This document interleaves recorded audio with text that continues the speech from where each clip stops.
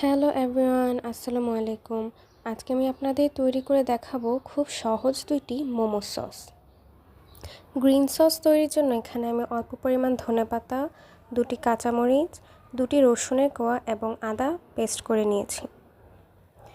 এই পেস্টের সাথে আমি অল্প পরিমাণ বিট লবণ, 2 চা চামচ টক দই এবং একটি লেবু স্কুইজ করে নিচ্ছি। এখন এই সব উপকরণগুলো ভালোভাবে মিক্স করে নিচ্ছি। এই তো আমার গ্রিন সস ডান। এখন আমি তৈরি করছি আমার দ্বিতীয় মোমো সস। এজন্য 2 চা চামচ সয়া সস নিয়ে নিচ্ছি, সাথে অ্যাড করব 4 চা চামচের মতো পানি। এখন কুচি করে কেটে রাখা কাঁচামরিচ আর ধনিয়া পাতা দিয়ে দিচ্ছি, সাথে অ্যাড করছি 2 চা চামচের মতো লেবুর রস এবং কয়েক টুকরা লেবু। এই তো তৈরি হয়ে গেল আমাদের দ্বিতীয় সসটি। এখন খাওয়ার পালা।